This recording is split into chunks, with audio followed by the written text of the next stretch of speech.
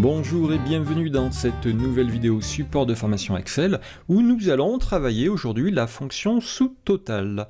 Je suis Philippe Pomarel, formateur en bureautique et infographie et je propose à distance des séances de 1 à 2 heures, soit pour développer des sujets qui vous intéressent comme les tableaux de bord Excel, soit pour travailler avec vous directement sur vos fichiers afin de les améliorer, de les faire évoluer, de les simplifier, voire de les construire avec vous si vous avez besoin de créer de nouveaux fichiers.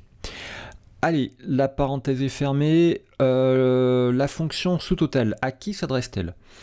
Elle s'adresse aux personnes qui créent des documents, des petits tableaux de bord, des tableaux de suivi. Voilà.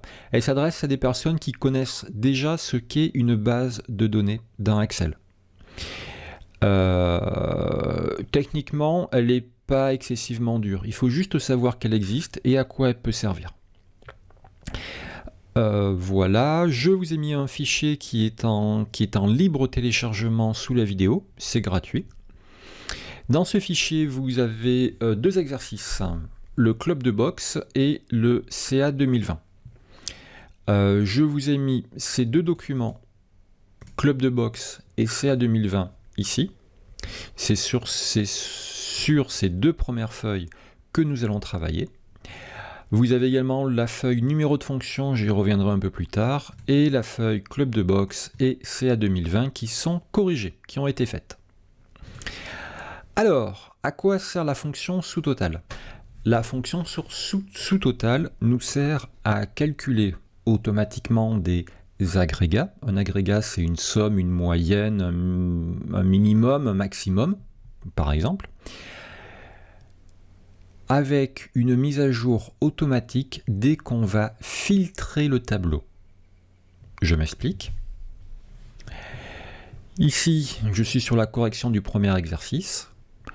J'ai un petit tableau avec là le nombre de victoires et là les niveaux. Actuellement, j'ai 190 victoires pour tout le monde. Si je ne prends que les niveaux débutants, je tombe à 20 victoires. 7 et 5, 12 et 8, 20. Parfait. Donc, cet indicateur, cette somme, va automatiquement se mettre à jour dès que je vais filtrer le tableau. Une autre possibilité de filtrer, ce sont avec des segments. Ça, c'est le deuxième exercice que nous allons faire. Ici, j'ai des segments qui vont filtrer la grosse base de données qui est juste en dessous, dont on ne voit que le haut. Et là, j'ai mis une photo avec des zones de texte par-dessus. On fera ça dans un second temps. Je clique sur location, je filtre uniquement les services location. Je clique sur espèce, je n'ai que le paiement par espèce. Et là, mes totaux se sont mis à jour automatiquement. Hop, je reviens à 0 et je reviens à 0. Voilà à quoi sert la fonction sous-total. Allez, on est parti.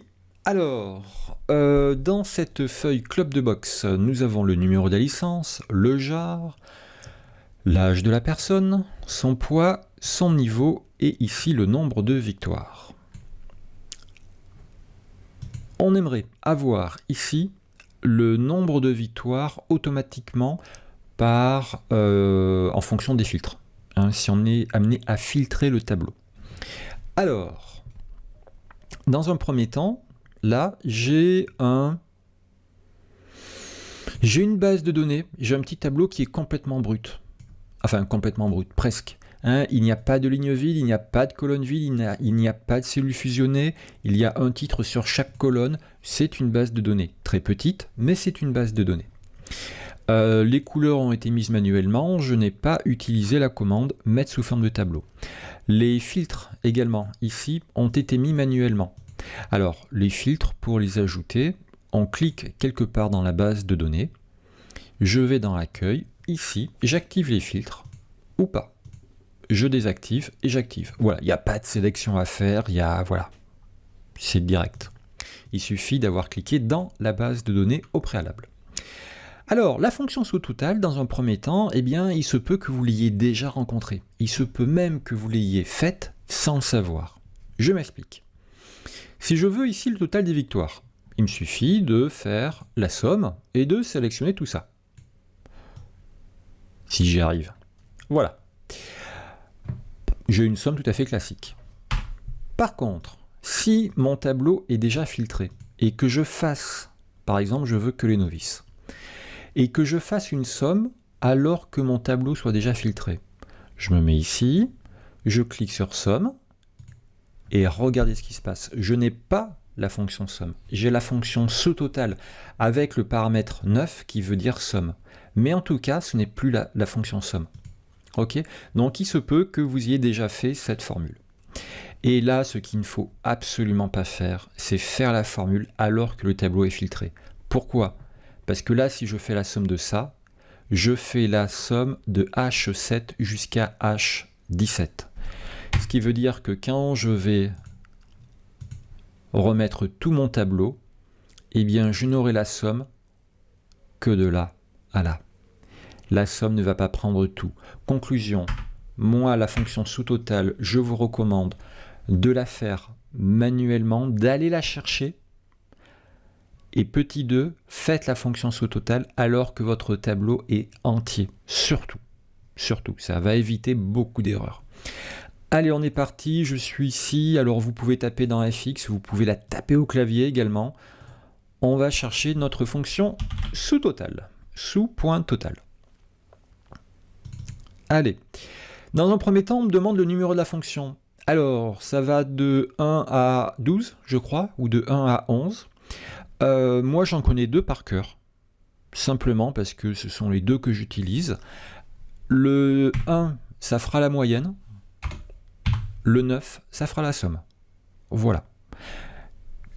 Après, tous les autres numéros sont indiqués dans la feuille numéro de la fonction. On y reviendra dans un instant. Et ma ref, eh bien ma ref, ça va être de là à là. Plouf. Et voilà. Je fais OK. 190. Je ne prends que, allez, les niveau compétition, 21 victoires. Parfait. 8 et 8, 16 et 5, 21. Le compte est bon. Allez, on affiche tout. Là, je veux le point moyen. Alors, le point moyen, c'est l'indicateur 1. Voilà, comme je vous disais dans le numéro de la fonction, ça, c'est une capture d'écran que j'ai pris de cette source-là, de cette page web, dont le lien est là-haut. Le numéro de la fonction 1 me donne la moyenne et le 9 me donne la somme. Alors, ils vous disent également qu'on peut mettre 101. Alors, quelle est la différence entre 1 et 101?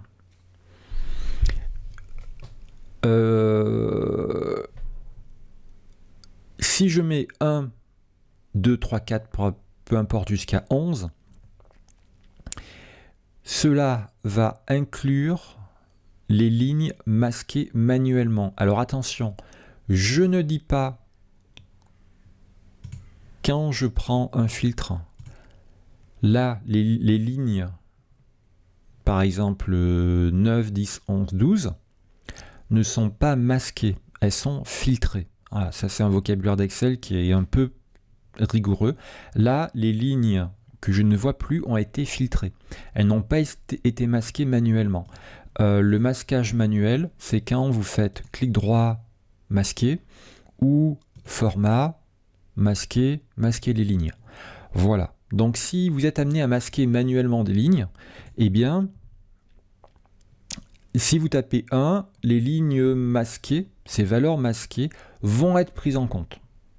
Si vous ne voulez pas que ces valeurs soient prises en compte, il faudra mettre 101. Personnellement, je n'ai jamais utilisé cette finesse, cette différence. Hein. Moi, j'ai toujours mis 1 ou 9 quand j'ai dû faire des fonctions sous-total. 99% du temps. Voilà, mais bon, c'est toujours intéressant de le savoir, c'est toujours intéressant de savoir que sous-total, qui nativement regarde les lignes qui sont filtrées, peut aussi regarder ou non les lignes qui ont été masquées manuellement. Voilà. Allez, on continue. Là, ici, on veut le poids moyen. Donc, la moyenne, c'est le numéro 1. FX, sous-total, 1, et la ref, je veux le poids moyen, je vais de là jusque là.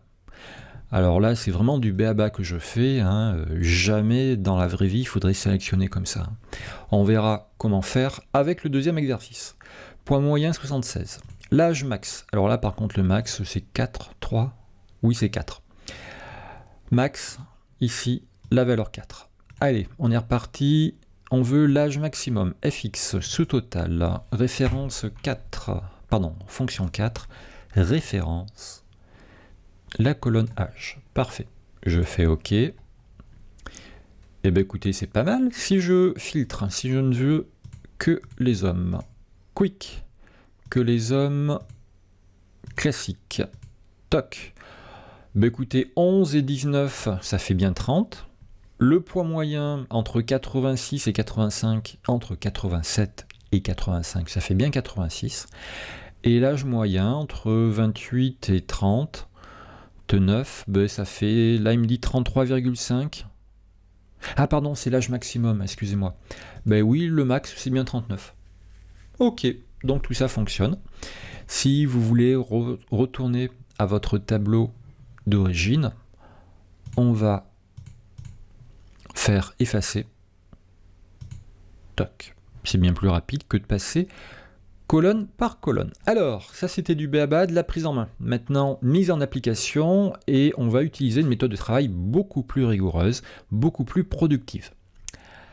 Allez, feuille suivante, CA 2020 et pays. Vous avez ici des dates, des services, uniquement 2, location, vente, des paiements, espèces, CB. Et après, plein de pays, enfin plein de pays, des pays, 3 et 3,6 et 3,9. Et vous avez ici des montants. Alors ce sont des valeurs aléatoires, hein, au niveau des sommes et des moyennes, on est à peu près pareil, hein, pays par pays. Et je vous ai mis également ici à droite une carte avec les pays concernés. Voilà, la carte, je l'ai piquée sur ce lien-là. Source de la carte, la source est là. Que j'ai un petit peu retravaillé pour ne conserver que les pays que je voulais.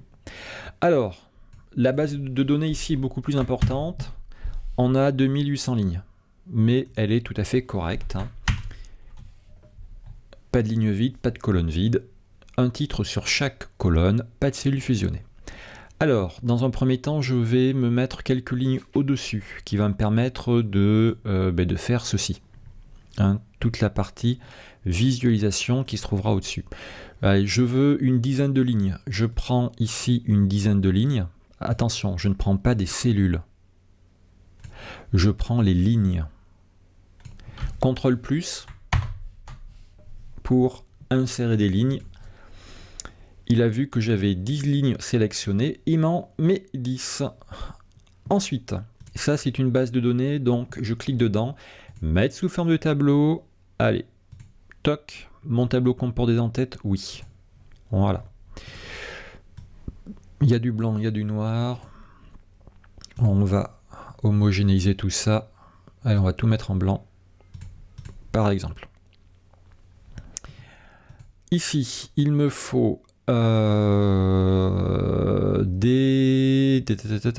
segments. Il me faut des segments pour filtrer. Alors, je clique dans mon tableau, il y a l'onglet création de tableau. Et dans cet onglet création de tableau, là j'ai le bouton insérer un segment qui va me permettre de filtrer beaucoup plus facilement. Ce bouton n'est disponible qu'avec les versions récentes d'Excel. 2019, 2016 et 2013, je crois bien aussi. Par contre, 2010, j'ai un petit doute. Et 2007, à mon avis, ça y est pas. Je peux me tromper, hein. Voilà. Allez, je clique dans insérer un segment et moi, je veux un segment pour les services et les paiements. Quick. Parfait. Allez, ça va là. Hop. Je vais élargir ça. Ça va là. Toc. Maintenant, au lieu d'ouvrir le filtre, de décocher espèce pour n'avoir que les CB et de faire OK, Je vais simplifier tout ça avec un seul clic sur CB. Quick, et c'est bon, c'est fini. Pareil pour vente, pareil pour location. Voilà. Et ici, je remets les filtres à 0. Par contre, pour les dates, on n'a pas le bouton chronologique comme on a dans les tableaux croisés dynamiques. Donc si je veux les dates, il faudra par contre que j'ouvre. Alors là, c'est en dehors de la capture d'écran. Il faudra ouvrir ici le filtre des dates. Alors, ça c'est bon. Segment, on va tout mettre dans les mêmes couleurs. Parfait. Maintenant, il me faut ma carte. Alors, on va se donner un peu plus de hauteur. La carte, j'ai envie de la réduire parce que j'ai fait une carte qui est très haute, malheureusement. Et ça va de l'Allemagne à l'Algérie, il y a quand même une petite distance. Ça fait rien. Je vais la réduire. Dans la correction que je vous propose, elle est beaucoup plus grande, mais elle est tout en hauteur en fait, c'est ça qui va pas. Bref, on fera avec. Alors, ici, dans un premier temps, il faut, avant de mettre les valeurs sur la carte, il me faut les sommes de chacun des pays dans des cellules. On fait des calculs directement dans les cellules. Après, on fera rebondir les résultats dans des zones de texte. Alors, zones de texte que nous mettrons sur la carte. Ici, il me faut la somme pour l'Allemagne. FX sous total. La somme, c'est 9. Et ma référence. Ici, hors de question de maintenir enfoncé, de descendre. Je me mets juste un tout petit peu au-dessus d'Allemagne. Vous voyez, là, j'ai la flèche noire. C'est parfait. Là, je suis trop haut. Là, je suis trop bas. Là, j'ai la flèche noire. Je fais un clic. Et dans ma référence, il me propose de prendre tout le champ Allemagne de mon tableau qui s'appelle tableau 2. Je fais OK. Parfait.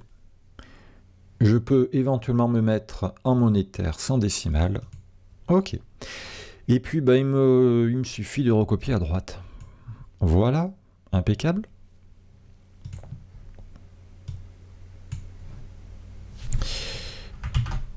Alors, ce qui est aussi embêtant dans Excel, vous voyez que si là, j'élargis la ligne 9, l'image qui est présente, qui est superposée sur la ligne 9, va également s'agrandir. Donc, à un moment donné, l'image risque d'être déformée. Donc ça, c'est pas cool. Tailler propriété. Voilà, on va se mettre à 25% partout. Voilà. Là, on est sur la taille d'origine et on va rester comme ça. Alors, il me faut une zone de texte, insertion, illustration, forme, une petite zone de texte. Forme de base, forme zone de texte, vous la trouverez facilement. Je maintiens enfoncé, je trace, pof. Et ici, je dois reprendre la valeur qu'il y a dans la cellule H1. Eh bien, je vais cliquer dans la barre FX. Très important de cliquer dans la barre FX. Et je vais faire égal H1. Parfait. Je vais élargir un peu tout ça. Voilà. On va mettre ça ici. Couleur de fond, aucun remplissage. Format de forme, contour, sans contour. On va mettre ça en gras. Le texte en gras, s'il vous plaît. Voilà. On va peut-être... voilà, très bien. Toc. Allez. Pareil, on va faire pour l'Allemagne et l'Algérie et ça suffira. Alors, insertion, illustration, forme, zone de texte. Je maintiens enfoncé, je trace. Je vais dans la barre FX, égale. Alors l'Allemagne, c'est ça. Parfait.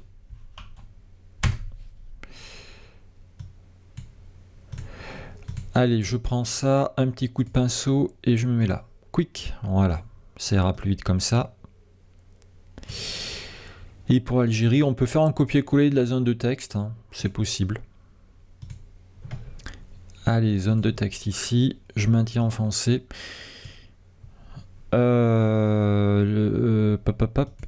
FX égale, l'Algérie c'est tout à fait au début, 11. Parfait. Allez, un petit coup de pinceau et crac. Voilà. Alors j'ai fait les 3 pays les plus faciles. Bon, il y a aussi l'Espagne parce que c'est les 3 pays qui ont le plus de superficie, de surface. Donc c'est facile de mettre des chiffres un peu élevés. Par contre, pour tout ce qui est pays un peu plus petits, la Tunisie, la Suisse, l'Autriche, là il faudrait, si on voudrait tout finir, et je vous inviterai à finir ce petit exercice. Si on voudrait tout finir, il faudrait faire une zone de texte un peu à côté et faire une flèche qui pointe dessus. Voilà. Je pense que ça serait le mieux à faire. Ok, maintenant cette première ligne, je n'en ai plus besoin, je vais la masquer. Clic droit, masquer, quick.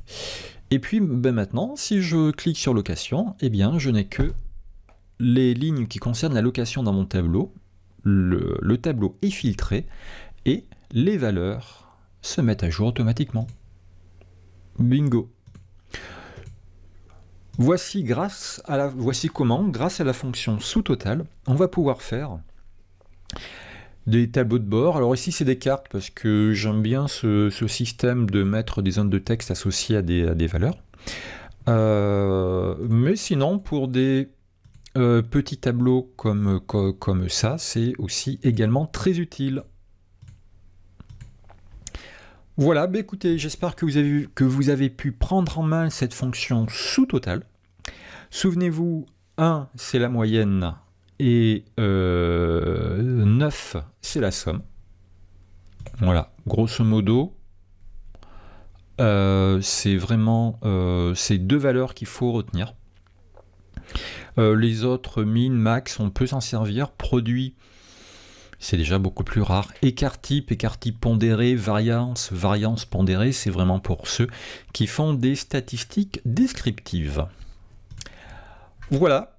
Ben écoutez, j'espère que cette fonction sous-total, vous savez à quoi elle sert maintenant et comment la mettre en action.